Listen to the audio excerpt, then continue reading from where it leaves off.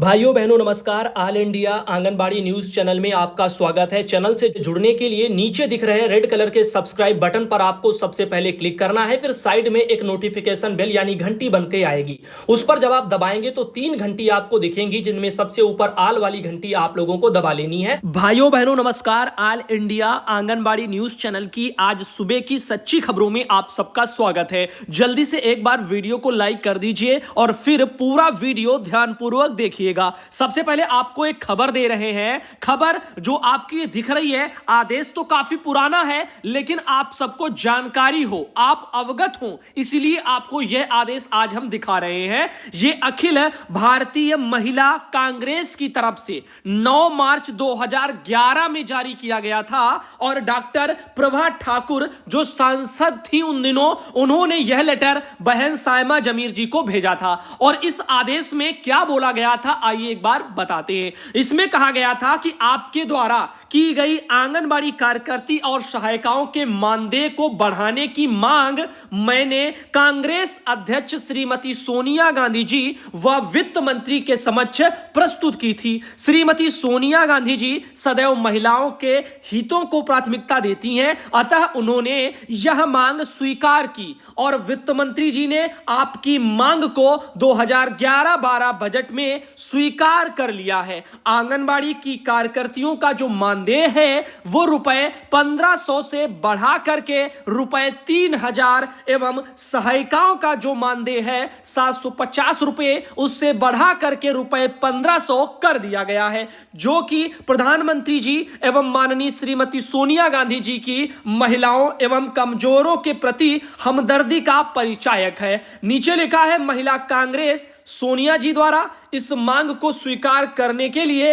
UPA की अध्यक्ष श्रीमती सोनिया गांधी के प्रति हार्दिक आभार व्यक्त करती हैं तथा आंगनबाड़ी की बहनों को इस उपलब्धि पर बधाई देती हैं। तो प्रभा ठाकुर जी का यह लेटर बहन सायमा जमीर जी के लिए था, आंगनबाड़ी वेलफेयर सोसाइटी उत्तर प्रदेश अमरोली उर्फ बड़ा गांव, और यहां पर जो आप देख सकते हो मेरठ जिले के लिए। तो ये देखो, इसको यूनियन के उद्देश्य से आप लोग मत देखना कि आप बहुत से लोग जो अदर यूनियन के होंगे इन दिनों, उनको लगता होगा कि हम इनकी बड़ाई के लिए दिखा रहे हैं, इसलिए ये नहीं दिखाया जा रहा। ये इसलिए दिखाया जा रहा है कि इतने वर्ष हो गए धीरे धीरे करके और बहनें अभी तक 5500 रुपए के मानदेय पर जीवन यापन तमाम राज्यों में कर रही हैं। ये पैसा जो 2011 में बढ़ा था तब 1500 से 3000 रुपए आंगनबाड़ी बहनों के लिए किया गया था। तो उन दिनों जो बढ़ोतरी हुई थी 1500 रुपए की, वो आपके केंद्र सरकार में 1500 रुपया जो है यहां पर कांग्रेस सरकार की तरफ से हुई थी और इनका भी बहुत बहुत धन्यवाद। इनके अलावा जब सत्ता में मोदी जी आए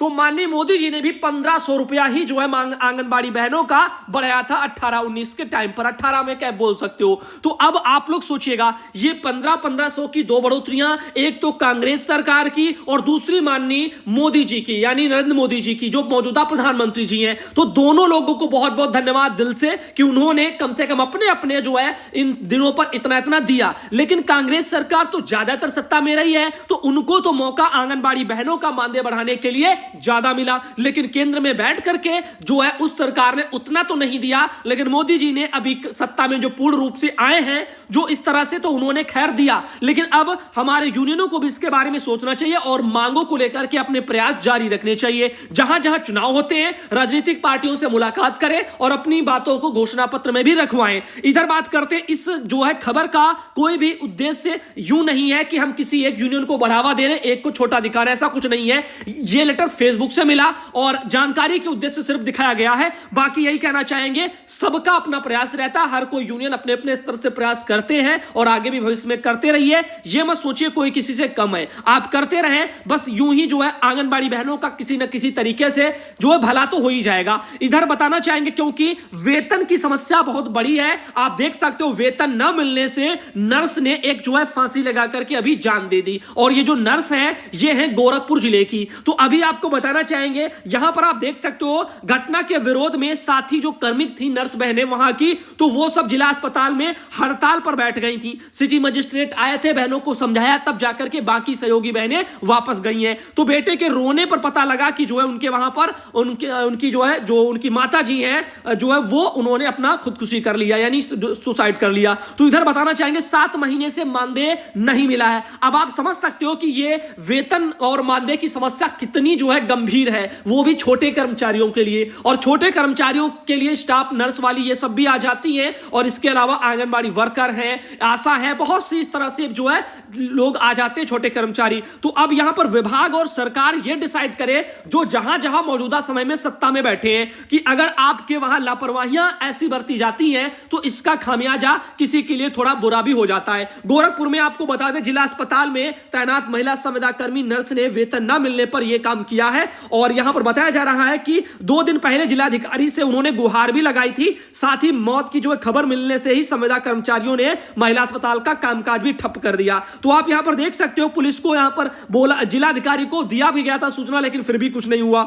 इधर बताना चाहेंगे, पुलिस ने शव को पोस्टमार्टम के लिए भेज दिया है। पुलिस ने कोतवाली थाने में तैनात दरोगा को हिरासत में लिया है। उक्त दरोगा से महिला से बात होती थी, ऐसा भी जो है निकल के सामने आ रहा है। खैर जो भी है, इस पर जो अधिकारी जो है वो अपना चुप्पी साधे हुए हैं, और तो वो अभी कुछ कहने से जो है यहां पर कुछ नहीं बोल रहे हैं, यानी पुलिस अधिकारी अभी मौन बने हुए हैं, बोलने से बच रहे हैं। तो आगे देखते हैं इस मामले में क्या छानबीन में पता चलता है। गोरखपुर की भी हाल फिलहाल की यह घटना सामने देखने को मिली थी। तो हम यही कहना चाहेंगे, तो यहां पर जो पैसा जिन जिन ने भी बढ़ाया उन सबको तो दिल से धन्यवाद, लेकिन अब भी तो कुछ सोचो। 1975 से बाल विकास योजना चल रही है और 2022 चल रहा है, न बहनें नियमित हो पाई हैं, न राज्य कर्मचारी का दर्जा इनको मिल पाया है, सेवा शर्तों में ढंग का सुधार नहीं है। यहां तक कि केंद्र की पहले जो है ये लोग एक तरह से मान लो कर्मचारी थी, कर्मचारी तो नहीं बोल सकते, लेकिन योजना तो एक तरह से केंद्र सरकार की थी, लेकिन राज्य सरकारों पर अब ये निर्भर है। तो अब राज्य सरकारें फैसला लें और इनको उचित मानदेय दे। कांग्रेस सरकार ने 11 में 1500 दिया, तो कोई बहुत बड़ी भारी भरकम बढ़ोतरी नहीं कर दी, क्योंकि 1975 से बहनें ये काम कर रही हैं और कांग्रेस की सरकार बहुत बार जो केंद्र में रही है, और ऐसे में आपको पता होगा कि वो और भी दे सकते थे, लेकिन कोई बात नहीं, उन्होंने जो दिया सो दिया। अब सरकार सत्ता में है, मोदी जी ने भी 1500 दिया, लेकिन बारी राज्य सरकारों की देने की है, जो राज्य सरकारें हैं, जैसे उत्तर प्रदेश में योगी आदित्यनाथ सरकार, उनको भी कुछ सोचना चाहिए और बहनों को देना चाहिए, क्योंकि तमाम राज्य सरकारें अपने पास से पैसा दे रही हैं। केंद्र से जो मिल रहा है वो तो 4500 रुपया सबके लिए समान है, लेकिन राज्य सरकारें जहां पर दे रही हैं वहां पर बहनों का पैसा कहीं 10,000 है, कहीं 11,000 है, बस ऐसे ही देखने को मिल रहा है। तो अब बात करते हैं बिहार के भागलपुर से। तो यहां पर पूर्णिया में आंगनबाड़ी सेविका और पर्यवेक्षिका, इनको बूस्टर डोज लगेगा, यानी कोरोना का तीसरा डोज लगेगा। तो 13,000 से ज्यादा लोगों को यह लगेगा सुपर सुरक्षा का टीका, तो यह बोला जा रहा है। तो पूर्णिया में भी इसको लेकर के जो है पर काम जो तैयारियां हो रही हैं, बैठक हो गई अधिकारियों की, तो जो बूस्टर डोज है वो लगने की तैयारी वहां पर भी हो रही है। इधर बात करते हैं उत्तराखंड के नैनीताल से भी एक दोस्तों खबर निकल के आ रही है। सही निकला बच्चों को अंडे केले कम बांटने का आरोप, तो जांच के बाद यहां पर कार्रवाई तय हो गई है। तो बताना चाहेंगे, एक ये खबर निकल के आ रही है उत्तराखंड से। तो उत्तराखंड में अंडा और केला बच्चों को दिया जा रहा है ताकि वो जो है सुपोषित हो पाए। तो यहां पर आइए इसके बारे में थोड़ा जानकारी बताते हैं। नौनिहालों की थाली से अंडा केला गायब करने के आरोप में 3 सदस्यीय जांच कमेटी ने मामले में करीब 3 घंटे तक पूछताछ की और रजिस्टर का मिलान करने पर शिकायत सही पाई है। आंगनबाड़ी केंद्र प्रभारी कमला गोस्वामी नोटिस जारी कर स्पष्टीकरण उनको मांगा है। साथ ही 3 माह से धांधली की रिकवरी भी की जाएगी, जिसका लाभ उन्हीं वंचित बच्चों को दिया जाएगा। तो अब जो भी धांधली उन्होंने की है तो वो भी रिकवरी हो जाएगी। इधर कुपोषण के खिलाफ जंग में बाल जो है यहां पर पलाश योजना, इसके बाल विकास योजना बोल सकते हैं, लेकिन यहां पर जो छपा हुआ है बाल पलाश योजना, हो सकता है कि एक इस तरह से योजना जो है यहां पर बच्चों में स्वास्थ्य के स्तर में सुधार करने के लिए नाम में रखा गया हो, बाल पलाश योजना, तो यह भी हो सकती है। उसके तहत बच्चों की जो है थाली से बजट के अभाव में अंडे केले दूध वो सब जो है गायब हो गए हैं। बजट मिलने पर अंडा केला फिर से वितरण शुरू कर जो है कराया गया था। मानकों के अनुसार कोविड को देखते हुए 1 माह में प्रत्येक बच्चे को एक बार 8 अंडे व जो है 8 केले वितरण करने के निर्देश है। महीने के हर 5 तारीख को पोषाहार का वितरण किया जाता है। इसके अलावा किसी अन्य तारीख को 3 से 6 वर्ष तक के बच्चों को अंडे केले वितरण किए जाते हैं। रविंद्र नगर स्थित आंगनबाड़ी केंद्र में कुल 33 बच्चे पंजीकृत हैं और वहीं पर अंडा केला वितरण करने की सूचना इस तरह से मिली थी। तो यहां पर जो है जांच वांच हुई है है तो यहां पर सब कुछ सत्य पाया गया है। आगे आप देख सकते हो सीडीपीओ जो है आशा नेगी और सुपरवाइजर लीला परिहार और आशा जोशी, इन्होंने मंगलवार को रविंद्र नगर पहुंच करके वितरण रजिस्टर का मिलान किया और तब वहां पर इस शिकायत को उन्होंने देखा तो वहां पर वो सही पाई गई है। तो बताया कि 3 महीने से प्रत्येक माह 2-2 अंडे केले वितरण किए गए हैं। मामले में पुष्टि होने के बाद सीडीपीओ ने रिपोर्ट तैयार करके डीपीओ को भेज दिया। साथ ही केंद्र संचालक कमला गोस्वामी से स्पष्टीकरण भी इस बारे में मांगा है और यहां पर बताया जा रहा है कि कमला ने पैसे जो यहां पर गिरने की बात कही थी, यह भी जो है झूठी साबित हुई है।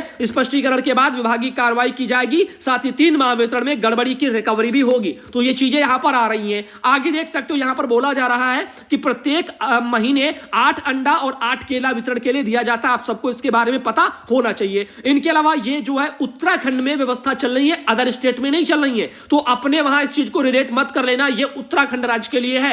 अब बात करते हैं उत्तर प्रदेश की। तो यहां पर अलीगढ़ से खबर आ रही है कि 3 वर्ष उम्र पूरी होते ही बच्चों के लिए खुल जाएंगे बाल वाटिका के द्वार। जानिए मामला कैसा है, तो आइए आपको इसके बारे में थोड़ा बताते हैं। ये है बीएसए सत्येंद्र कुमार ढाका, इन्होंने कहा है कि नई शिक्षा नीति का पालन किया जाएगा। तो आइए आपको बताते हैं इसके बारे में क्या जो चर्चाओं में चल रहा है। बोल रहे हैं कि 3 वर्ष आयु पूरी होने पर ही अब बच्चों के लिए आंगनबाड़ी या फिर बाल वाटिका इनके द्वार खुल जाएंगे। यह व्यवस्था नई शिक्षा नीति 2020 की सिफारिश के चलते बनाई गई है और यहां पर उनका कहना है कि नए सत्र से इस व्यवस्था पर काम किया जाना शुरू हो जाएगा और यहां पर उनका यह भी कहना है कि उन सभी पर अमल तेजी से भी शुरू हो रहा है और बदलाव जो है यहां पर अहम है। स्कूल शिक्षा के पाठ्यक्रम को 10+2 के पैटर्न से निकाल करके 5+3 जो है +3+4 के पैटर्न पर ले जाएंगे। यानी शुरुआती जो 5 साल हैं उसमें जो है 3 वर्ष आंगनबाड़ी के और कक्षा 1 और कक्षा 2, इसलिए जो है 5 और 3-2 करके ऐसे सब आगे बढ़ रहा है।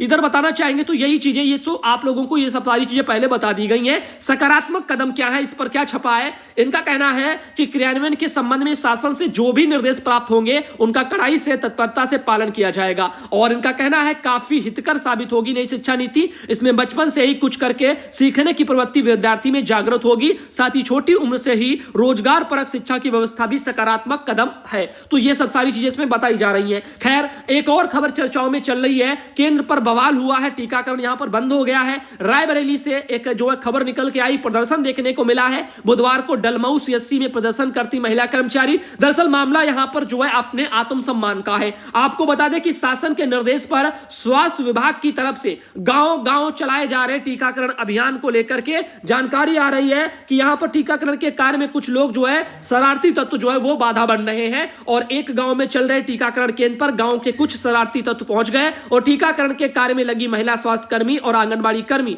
इनसे अभद्रता करते हुए टीकाकरण के कार्य को उन्होंने बंद कर दिया। तो खैर ये जो चीजें देखने को मिलती हैं ये इसलिए मिलती हैं क्योंकि निचले तबके के जो कर्मचारी हैं, जो छोटे वाले, इनका जो है आर्थिक तंगी से ये मजबूर रहते हैं और समाज में ये थोड़े सशक्त नहीं है। अगर इंसान समाज में कोई पैसे वाला होता है, भले ही वो कुछ गलत भी कर रहा होता है, तब भी अदर लोग उसको जो है टोकने रोकने से डरते हैं। लेकिन अगर कोई छोटा इंसान कुछ करता है, भले ही वो सही कर रहा हो, फिर भी जो है लोग उसको जो वहां पर रोकते हैं और टोकते हैं। यही चीजें देखने को यहां पर भी मिलती हैं। इन छोटे कर्मचारी ज्यादातर इन्हीं को शामिल किया गया है और जब कहीं कुछ होता है तो यहां पर इस तरह से उनका अपमान भी देखने को मिलता है, अभद्रता देखने को मिलती है, जो कि सरासर गलत है। यहां पर आप सबको पता होना चाहिए क्योंकि अपनी जान जोखिम में डाल करके स्वास्थ्य कर्मी, फ्रंटलाइन वर्कर इन कामों को कर रहे हैं बखूबी, रात दिन बिना थके। अगर वो तबीयत भी खराब होती है फिर भी केंद्र पर आकर के टीकाकरण वाले कार्यक्रमों को वो करते हैं। और यहां पर आपको ध्यान देना चाहिए, और जो शरारती तत्व होते हैं यानी कुछ लोग ऐसे होते हैं